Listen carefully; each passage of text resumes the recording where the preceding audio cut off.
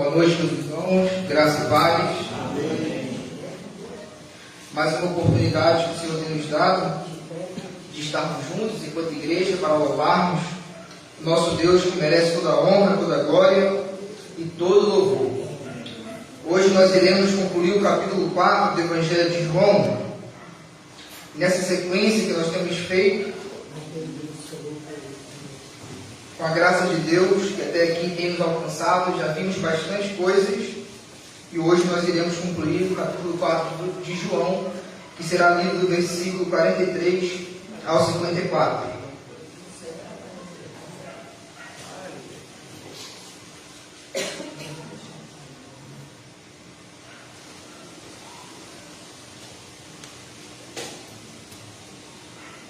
João 4, do versículo 43 ao 54, a palavra de Deus diz assim: Depois daqueles 2 dias, Jesus partiu para a Galileia.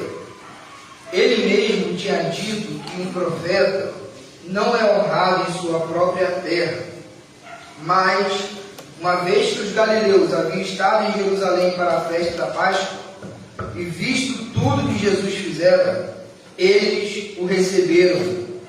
Enquanto Jesus viajava pela Galileia, chegou a Caná, onde tinha transformado a água em vinho. Perto dali, em Cafarnaum, havia um oficial do governo, cujo filho estava muito doente. Quando soube que Jesus viera da Judéia para a Galileia, foi até ele e suplicou que fosse a Cafarnaum para curar seu filho, que estava à beira da morte. Jesus exclamou: Jamais crerão, a menos que vejam sinais e maravilhas. O oficial implorou: Senhor, por favor, venha antes que meu filho morra. Volte, disse Jesus, seu filho viverá. O homem creu nas palavras de Jesus e partiu para casa. Enquanto estava a caminho, alguns de seus servos vieram ao seu encontro com a notícia de que seu filho estava vivo e bem. Ele perguntou quando o menino havia começado a melhorar, e eles responderam: Ontem à tarde, a 1h, a febre subitamente desapareceu. Então o pai percebeu que havia sido naquele exato momento que Jesus tinha dito: seu filho viverá. E o oficial e todos de sua casa creram em Jesus. Esse foi o segundo sinal que Jesus realizou na Galileia, depois que ele veio da Judéia. Amém. Senhor, nós te louvamos pela tua palavra, que é eficaz por si só. Mas nós clamamos, Deus, por esse momento que nós teremos, para que teu Santo Espírito esteja iluminando-nos a entendermos a tua palavra e concedendo-nos um coração submisso que de boa vontade apreende e pratica aquilo que o Senhor nos orienta e nos ensina. Deus, que possa se calar toda voz humana e toda distração, e que o teu nome seja glorificado pela exposição das Sagradas Escrituras, em nome de Jesus. Amém. Amém. Meus irmãos, hoje nós vamos meditar num tema que é o sofrimento como caminho da bem-aventurança. O sofrimento como caminho da bem-aventurança.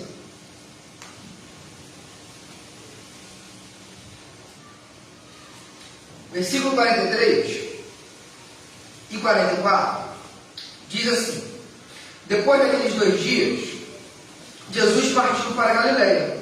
E ele mesmo tinha dito que um profeta não é honrado em sua própria terra.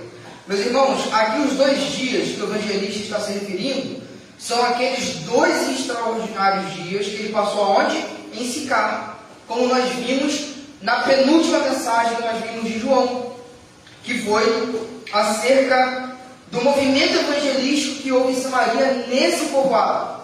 E Jesus querendo ir embora, o povoado de Sicar insistiu que Jesus ficasse aonde? Ali com eles. E Jesus ficou mais 2 dias e houve o quê? Um avivamento. Muitos creram que Jesus era de fato o Salvador. Mas aqui ele está continuando a sua viagem. Ele saiu da Páscoa, passou pela Samaria, ficou 2 dias em Sicar e agora está voltando para a Galileia, que é o norte de Israel. E é muito interessante que há um contraste nítido nessa narrativa.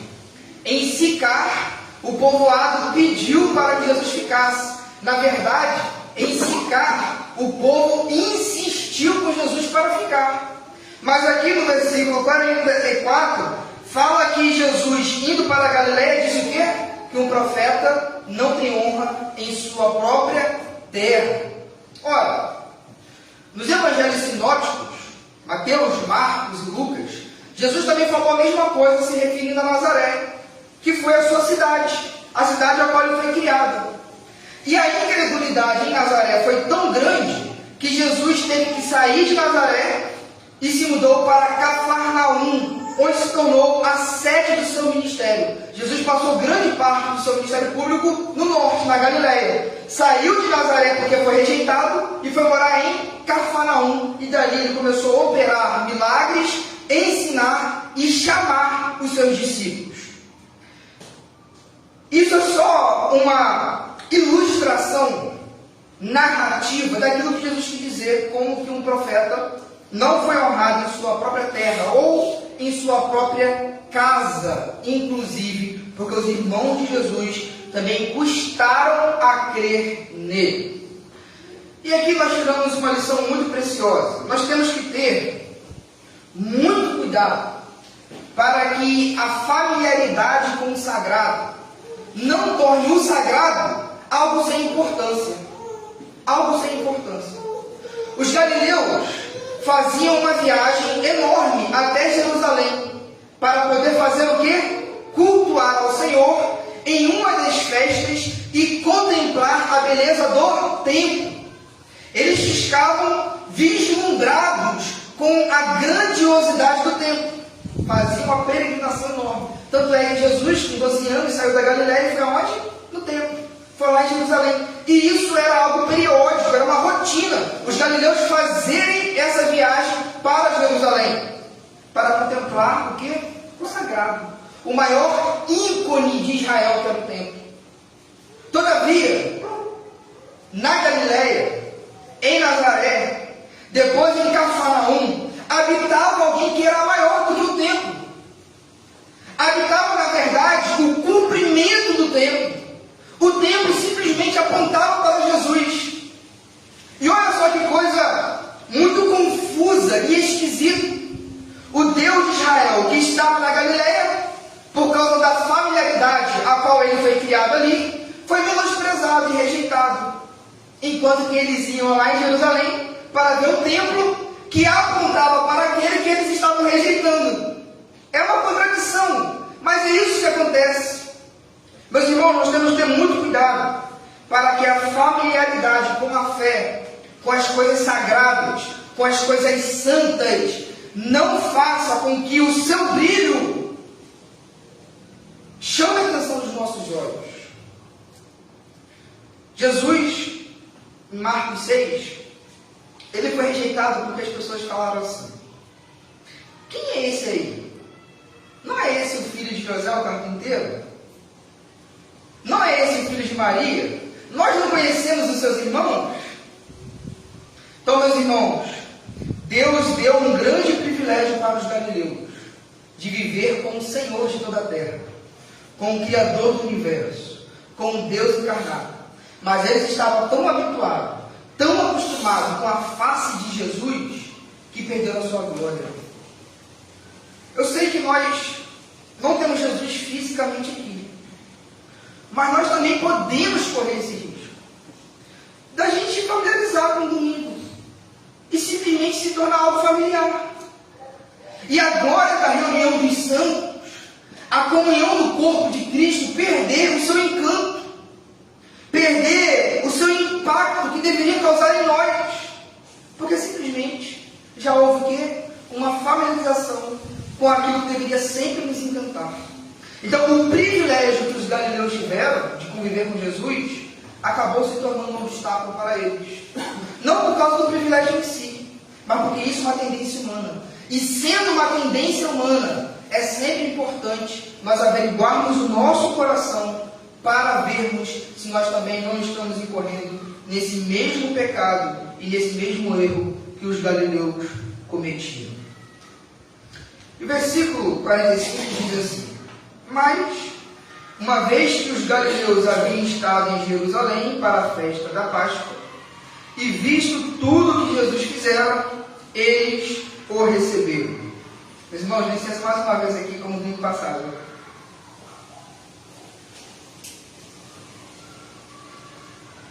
Não tem jeito, né? O tempo está fresquinho, mas o pregador é calorento. Observe que no versículo 45 o evangelista fala que os galileus agora, depois de irem para a Páscoa e verem tudo que Jesus fez, começou a receber Jesus na Galileia. Ou seja, aquela indiferença, aquela apatia que havia entre os galileus e Jesus foi desfeito. Mas foi desfeito pelo quê? Pela experiência que eles passaram na Páscoa em Jerusalém, quando Jesus manifestou a sua glória, fez sinais e maravilhas. Meus irmãos, a experiência tem um lugar muito peculiar na fé cristã. Nós não conseguimos precisar se todos os galileus que receberam Jesus aqui estavam recebendo com interesse, ou porque de fato viram nos sinais de Jesus quem ele era, o Messias, o Salvador do mundo. Nós não podemos precisar, nós não podemos falar, não, tinha uma parte que simplesmente o recebeu porque viu que nele os nossos objetivos podem ser alcançados, porque ele é um homem poderoso, grandes em sinais e maravilhas. E também nós não podemos dizer que todos o receberam de coração, porque nós já vimos anteriormente que a relação de sinais e fé, ela pode ser muito perigosa, mas ela não é de todo perigosa, porque às vezes falta na vida do ser humano que já ouviu muitas verdades, falta às vezes na vida de alguém que já conhece doutrinariamente o que é o pecado, o que é a graça de Cristo, o que é a ação do Espírito Santo, ter uma experiência com essa verdade, porque a fé cristã não se resume em informações que alcançam a nossa mente, mas por meio da experiência, da apropriação da fé, a gente passa que com essa informação que nós recebemos, alcance o nosso coração para que haja verdadeira mudança. Muitas pessoas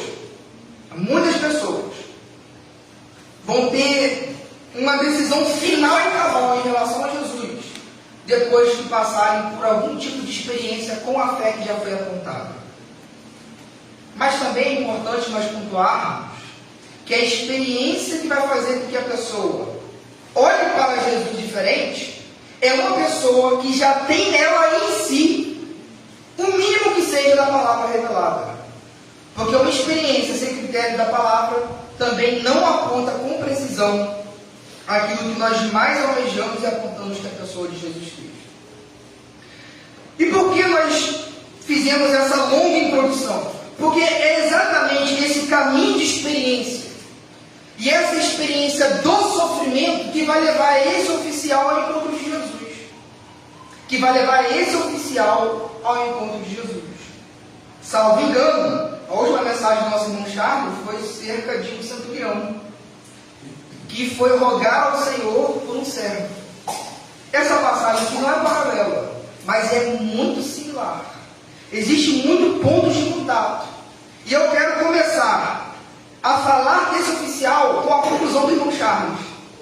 Eu lembro muito bem que o irmão Charles terminou a mensagem assim: podemos perceber nesse centurião, aqui um oficial, mas a gente pode ver as mesmas características.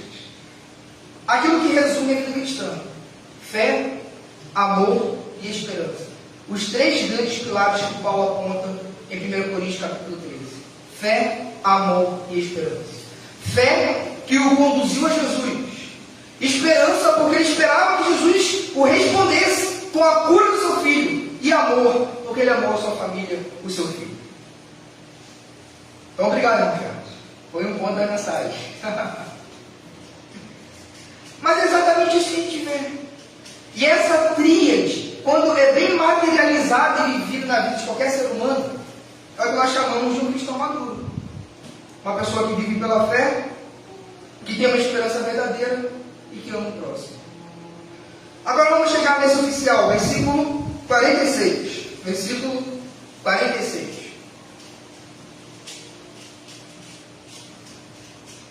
Enquanto Jesus viajava pela Galileia, chegou a Caná, onde tinha transformado água em vinho. Nós vimos isso em João capítulo 2, no ambiente de festa, no ambiente de casamento. O Senhor Jesus fez o seu primeiro e grande milagre, que foi a transformação de água em vinho. Deus, no ambiente de alegria, no ambiente de felicidade, manifestou o seu poder. Agora, num outro contraste, Jesus vai manifestar o seu poder, a sua graça, no ambiente de sofrimento, no ambiente de angústia, no ambiente de perturbação. Isso é maravilhoso para nós cristãos, porque nós precisamos saber nos comportar com o próximo, em ambiente de alegria, mas também no ambiente de dor. Sempre é muito fácil nós nos achegarmos onde tem o pão, o refrigerante, o bolo, a alegria, mas também é necessário nós manifestarmos graça e sabedoria no ambiente de luto, de dor e de choro. Então Jesus não escolhe qual é o seu melhor ambiente. Ele sendo Deus encarnado, ungido pelo Espírito Santo, em harmonia com o Pai, sabe exatamente onde ele vai agir. Mas uma coisa é extraordinariamente apontada para os leitores, que Jesus vai agir com graça, soberania e poder e amor, no ambiente de alegria e no ambiente de tristeza. Perto dali, em Cafarnaum ficava basicamente 30 quilômetros de Caná. Havia um oficial do governo cujo filho estava muito doente. Havia o quê? Um oficial do governo. Um oficial do governo. Meus irmãos, isso aqui significa que esse homem ele era bem sucedido, materialmente, socialmente falando, financeiramente falando, ele era estável. Inclusive ele tinha servos. Os seus servos foram avisar de que o seu filho estava bem no final dessa narrativa. E o que é interessante é que esse homem, provavelmente, era um homem invejado por muitos. Ele era oficial de Herodes Antipas, não Herodes o Grande, que mandou matar Jesus e os infantes de menos de 2 anos. Herodes o Grande era pai de Herodes Antipas. Esse Herodes Antipas era o governador da Galileia e da Pérea nesse momento. E esse oficial estava debaixo do governo de Herodes Antipas, que era o quê? Uma raposa, segundo a palavra de Jesus. Você vê que Jesus não é tão polido ainda politicamente correto. Ele falou que o Herodes Antipas era uma raposa, falando que ele e o seu caráter era envenenado, era sagaz, era astuto. Imagine um oficial desse governante vai até Jesus, um homem rico, estável, bem sucedido, mas que agora passa pelo vale da sombra da morte. Diante do seu filho acamado, certamente esse oficial já havia buscado muitos recursos, todos os médicos possíveis, todos os remédios possíveis, e nada curava o seu filho. Toda a sensação de segurança que o dinheiro dava, toda a pompa social, toda a tranquilidade da alma que ele sentia ao saber que vivia uma instabilidade, na nossa linguagem seria um concurso público, um oficial aqui do governo. Toda aquela estabilidade que é tão idolatrada na sociedade, se viu com seu filho doente, e toda a impotência humana foi escancarada diante da cama de um filho doente. Aquela falsa segurança, aquela falsa sensação de que eu tenho tudo aos meus controles, foi desmoronada. Esse homem começa a sofrer. Começa a ter nele uma dor que provavelmente antes ele não tinha, que é de ver o seu filho à beira da morte. Quando soube, versículo 47, quando soube que Jesus viera da Judéia para a Galileia, foi até ele e suplicou que fosse a Cafarnaum para curar o seu filho que estava à beira da morte. Meus irmãos, ele poderia enviar servos, ele poderia ter à disposição qualquer pessoa para enviar, mas ele mesmo foi. Uma coisa é certa, quem ama, trilha o caminho do sacrifício, sua camisa. Quem ama, faz fronte. E ele de forma pessoalmente vai a Jesus. Ele de forma pessoalmente vai a Jesus. E ele faz algo que provavelmente não era muito acostumado a fazer. Ele começa a suplicar a Jesus com Nazareno, filho de um carpinteiro. Ele é oficial de Herodes, o governante. E ele agora vai suplicar a um subalterno dele, socialmente falando. Jesus, o carpinteiro. Jesus, o Nazareno. E pode vir alguma boa coisa de Nazaré? Aquele vilarejozinho. Que coisa extraordinária, meus irmãos. O encontro de uma pessoa grande e rica, suplicando a um camponês, a uma pessoa de um vilarejo, um milagre. Diante da impotência humana, a pessoa certamente irá se despir de toda a sua pompa social e o seu coração vai saltar, porque o desespero de ver um filho à beira da morte era muito maior do que toda a sua posição. E ele suplicou a Jesus para que Jesus o curasse. E aí no versículo 48, Jesus faz uma exclamação muito dura: jamais crerão, a menos que vejam sinais e maravilhas. Provavelmente, Jesus na Galileia sabe que muitos agora estão recebendo. Como eu disse no início, não tem como precisar quem o recebeu de coração e quem era apenas um interesseiro, mas certamente havia muitos interesseiros, apesar daqueles que o receberam de coração. E Jesus fala: poxa, essas pessoas que aqui estão na Galileia só vão continuar crendo se continuarem a verem sinais. E observe, meu irmão, que a caminhada da fé para a maturidade é uma caminhada da fé que te torna mais dependente do relacionamento com Jesus do que com o seu poder. O amadurecimento na fé te torna mais apto e mais desejável a ter um relacionamento com a pessoa de Jesus do que a manifestação do seu poder. A fé imatura exige sempre de Deus sinais e respostas. A fé madura se agarra na graça e na pessoa de Jesus. É muito diferente. Então, o que Jesus está querendo fazer é dispersar aqueles que são interesseiros e fazer com que aqueles que de fato creram saia da imaturidade e vá para a maturidade na fé. E a maturidade na fé sempre vai privilegiar o relacionamento e não o poder de Jesus.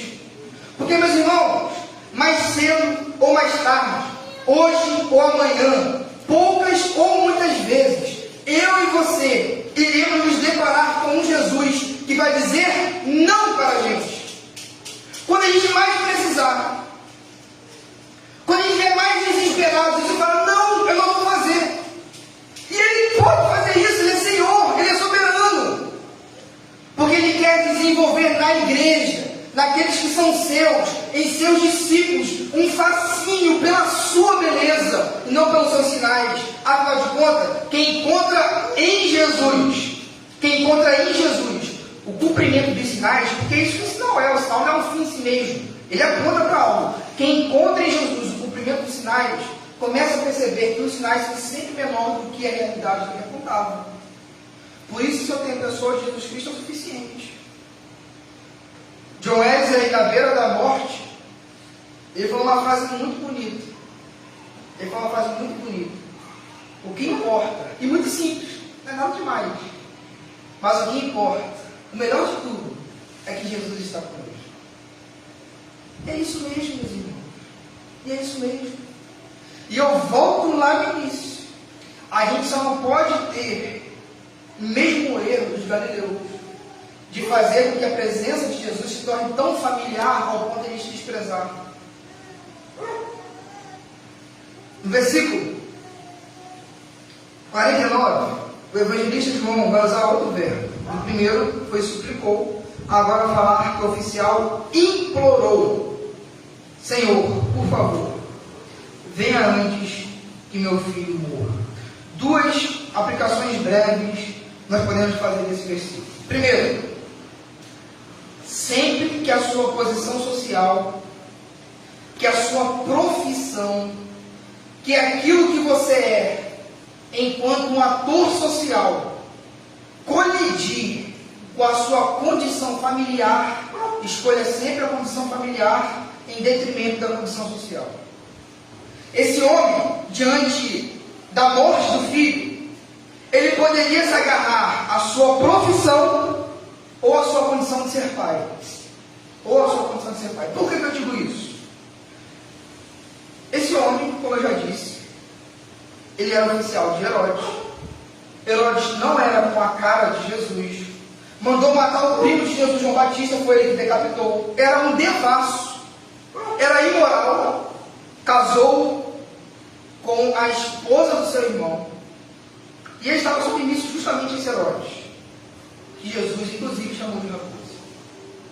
Agora, imagina ele sendo servo de Herodes, oficial de Herodes, se encontrar com Jesus, o primo que foi morto, com aquele que Jesus chamou de raposa, com aquele que o pai de Herodes Antigo mandou matar quando era pequenininho. Vai ter que tomar uma decisão. Rapaz, ou eu vou ficar aqui agradando Herodes, ou eu vou a Jesus. Herodes não pode escrever meu filho, isso aqui já é fato, já é uma constatação. Então eu vou ter que ir a Jesus. O que esse homem está fazendo é ser corajoso, inclusive podendo perder regalias, se não a própria profissão. Ao chegar no ouvido de Herodes, que esse homem foi a Jesus implorar pela cura do seu filho. Sua profissão nunca é maior do que sua relação de pai. Nunca deve ser maior do que sua relação de mãe. A gente certamente deve se sacrificar e trabalhar em dar para os filhos o melhor. Mas o melhor para os filhos é a sua presença e não os bens. E quando esse homem escolheu ir até Jesus, ele escolheu sua condição de pai, ao invés de sua condição social. Por mais que ele poderia perder o emprego, ficar aqui desmantelado financeiramente, ele preferiu ser pai. Eu conheço uma história, não lembro se já contei licença. Eu vi em São Paulo de um homem que começou a empreender, e aí um outro empreendedor maior do que ele falou assim: meu filho, se você quer crescer, você tem que sacrificar tudo. E ele levou isso a sério. E começou a trabalhar como nunca. E ele realmente cresceu, enriqueceu.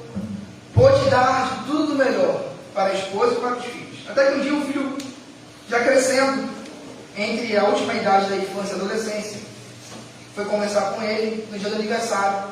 O pai dele chegou um presente e deu para ele. Falou assim: meu filho, o que mais eu posso te dar? O que mais você quer? Filho, crescendo com a inocência. E a inocência às vezes é necessária, né? A simplicidade, a transparência da criança. A criança olhou para ele e falou: pai, eu só quero você. Porque ele não vivia mais em casa. Não tinha mais relação paternal. O que mais falta, meu filho? Falta você, papai. Então, meus irmãos, isso aqui é uma demonstração do quando esse homem preferiu ser pai. Eu não sei se esse homem viveu de tal maneira que somente na morte caiu a ficha dele. Meu Deus, ele vai morrer, eu não aproveitei nada. Mas não parece ser isso, parece que de fato ele tinha um bom relacionamento com o filho. E segunda lição que nós podemos aprender é que esse homem implorou: Senhor, por favor, venha antes que meu filho morra. Meus irmãos, primeiro, nós precisamos aprender a orar. Tiago, capítulo 4, versículo 2, fala que nada tens porque não pede. Não tem porque não pede. Se esse homem não tivesse ido pedir a Jesus, seu filho seria vivo? De jeito nenhum. Mas ele foi orar. Agora me diz, que oração extraordinária é essa? Nenhuma!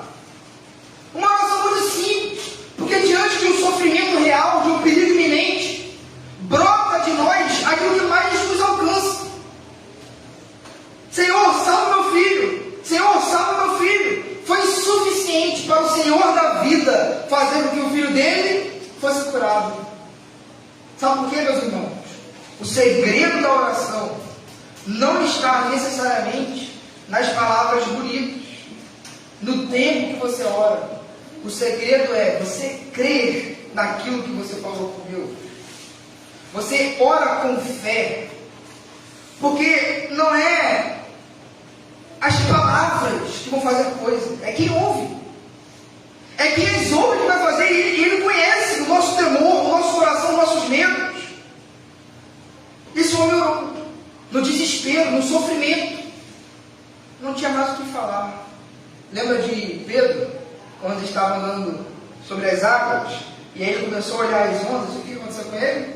Começou a afundar. E o que ele falou? Senhor, salva-me. Uma oração curta, pequenininha, mas se tem fé, é o suficiente. E nós vamos ver como que esse homem criou na palavra de Jesus, é algo extraordinário. Nós precisamos, meus irmãos, orar com fé.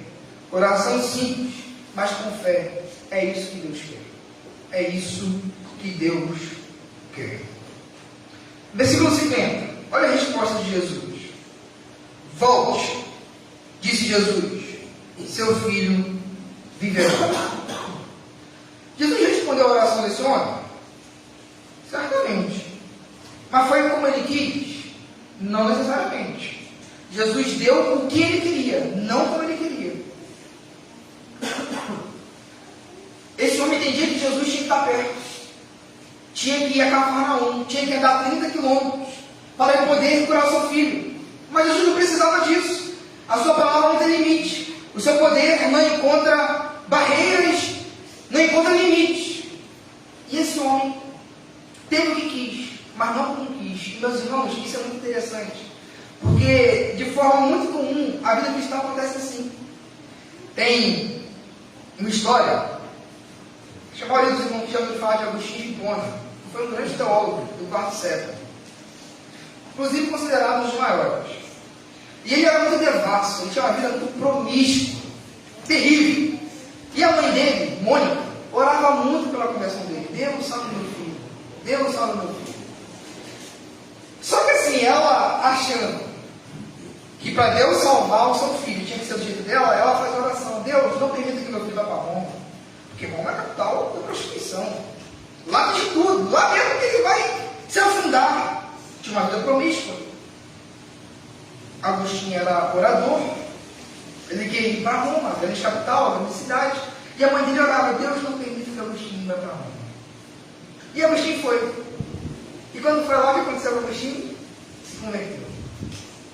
Deus não ouviu as palavras de Mônica. Deus ouviu sua oração. E Deus responde assim, meus irmãos.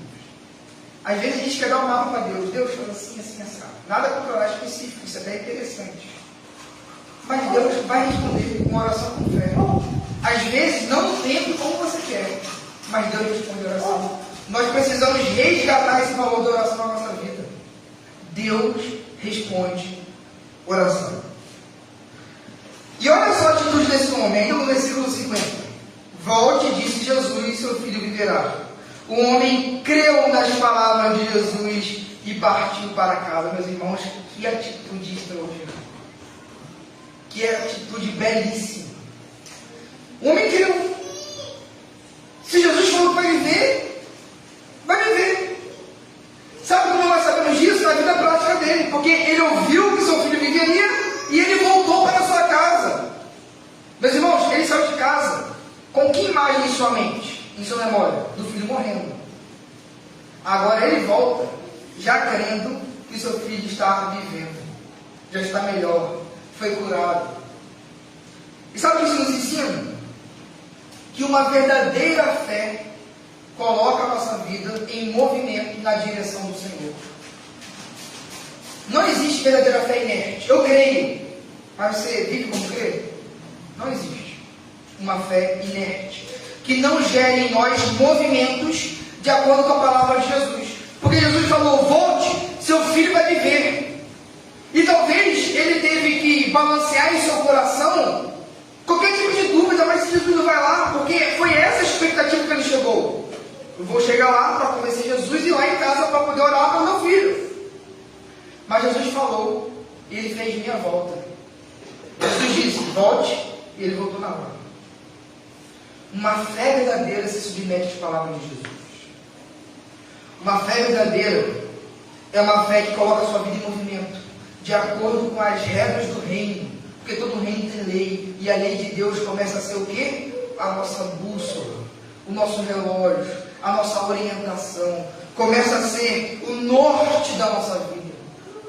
Não tem como, meus irmãos, eu dizer que creio. Aí Jesus fala, ame seu próximo, meu irmão. A minha vida não se movimenta de acordo com a palavra de Jesus. Eu creio, não deixar de congregar, e eu deixo de congregar. Eu creio, perdoe, mas não perdoo. Eu creio, ore, mas eu não oro. Então não é fé de verdade. Ou se é, você está fraco, e você precisa retomar a atividade da fé. Porque uma fé que confia, verdadeira e forte e eficaz, é uma fé que não muda Deus, muda a gente. A gente vai torcer o braço de Deus. Deus agiu com graça e com verdade, com graça e com poder, com graça e soberania, curou o filho dele. Mas a fé verdadeira, antes de tudo, muda o nosso coração, coloca a nossa vida em movimento de acordo com a vontade dele. Eu sei, meus irmãos, que às vezes os irmãos podem vir no YouTube algumas mensagens neopentecostais falando que você tem que torcer o braço de Deus, colocar Deus na parede, porque a fé faz isso. A fé te agiganta diante de Deus. Deus se torna pequenininho diante da sua fé. É mentira. A fé te coloca diante de Deus e você treme diante dele. Você faz um percurso contrário daquilo que você faria se não fosse a fé. Porque a fé altera a vida do ser humano. A fé muda, a fé transforma, a fé nos coloca em movimento de acordo com a direção que o Senhor Jesus nos deu. Caminhando para o final, vamos ler todos os versículos, 51 ao 54.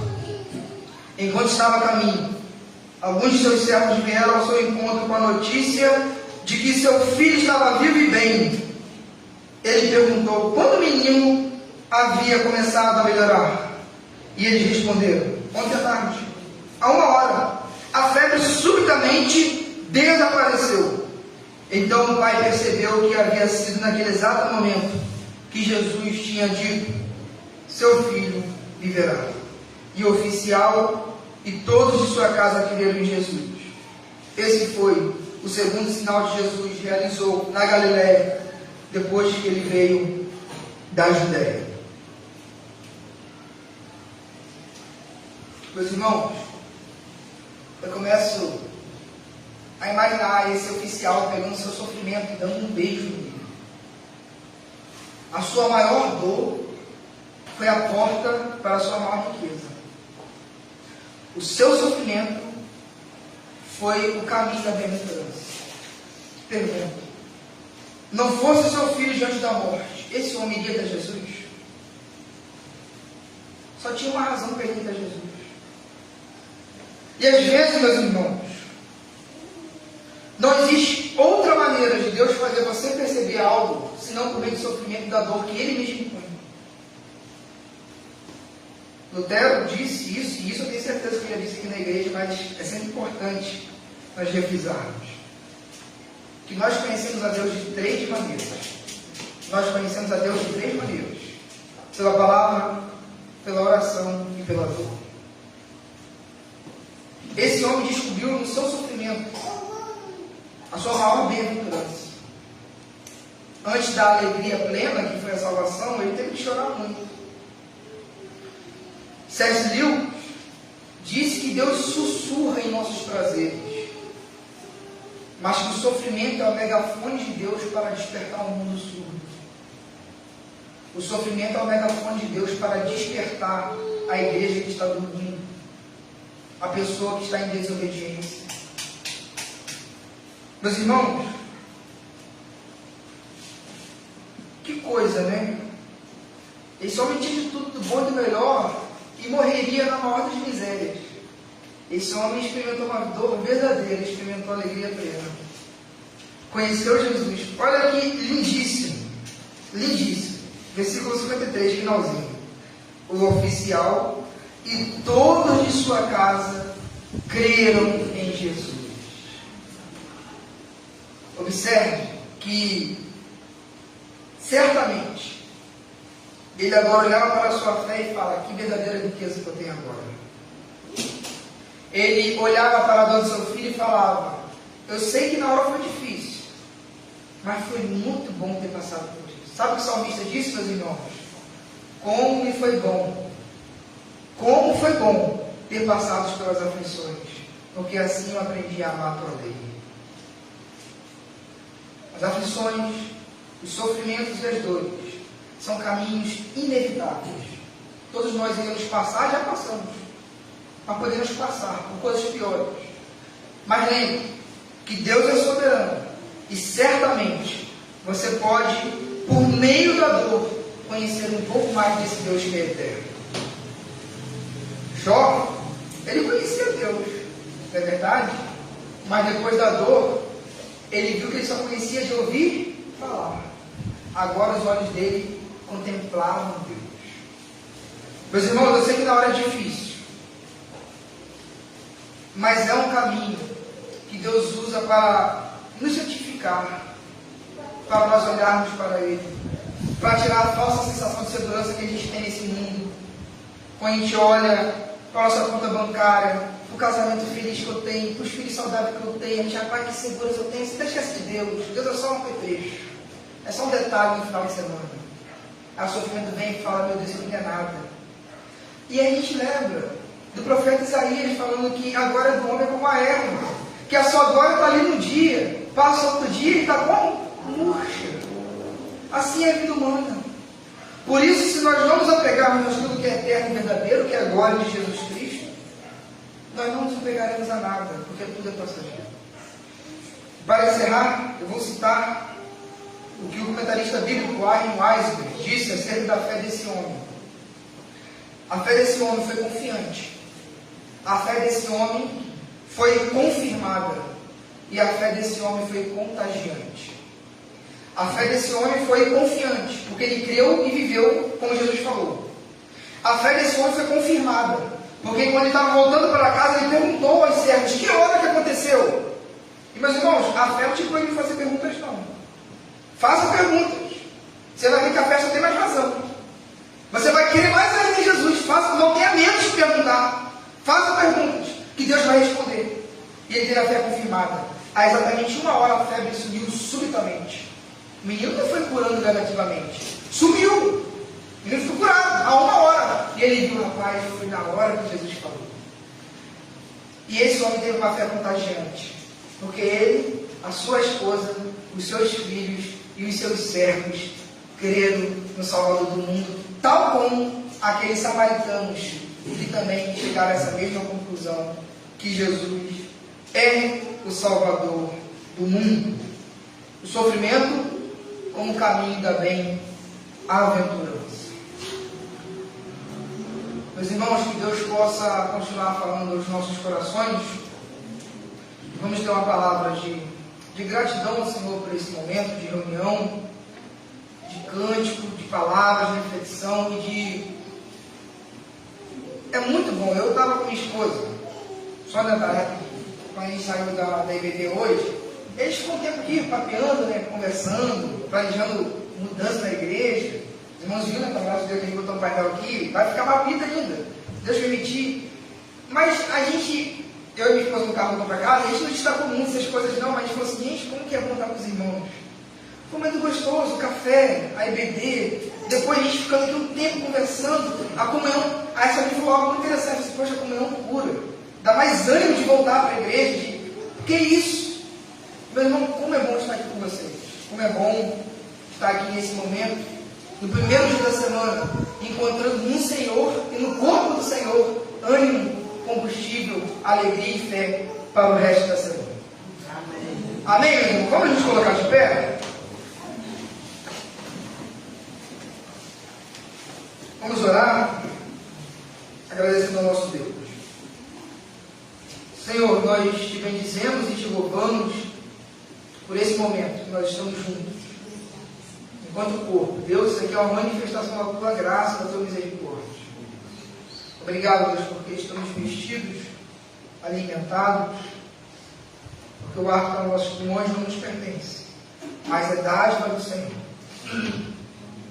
Obrigado, Jesus, porque o Senhor tem estado conosco, tem nos sustentado, e tem dirigido essa igreja. Nós cremos nisso, temos convicção disso, de que o Senhor de fato é Senhor dessa igreja. Nós queremos te render graças, glórias e louvores, porque o Senhor é bom. Que a tua misericórdia se renova todos os dias. Obrigado, Deus, pela vida de cada irmão que está aqui, de cada visitante. Obrigado, Senhor, por poder vê-los e estar com eles. Deus, nós pedimos o teu auxílio durante a semana, companhia do teu Santo Espírito, e que o teu reino possa ter a primazia em nossas vidas. Em nome de Jesus. Amém. Amém. A igreja pode se sentar? Quinta-feira, meus irmãos, é culto de oração e estudo bíblico, só que essa quinta, a próxima agora, não haverá culto, mas não será esse culto de oração e estudo bíblico, porque vai ser o recital. A nossa escola tem uma escola de música, e vai ter um recital com os alunos e com os professores na quinta-feira, 7h30. O ministro de música Felipe estará dirigindo o culto e fazendo o recital aqui na igreja conosco quinta-feira, tá bom? Todo mundo convidado, a igreja, os visitantes. E domingo pela manhã nós temos a nossa EBD e à noite o nosso culto de celebração do Senhor às 19h30. Há mais algum recado? Não? Então, que Deus abençoe a sua vida. Tenha uma semana abençoada. Com orações silenciosas, estamos encerrando o culto dessa noite.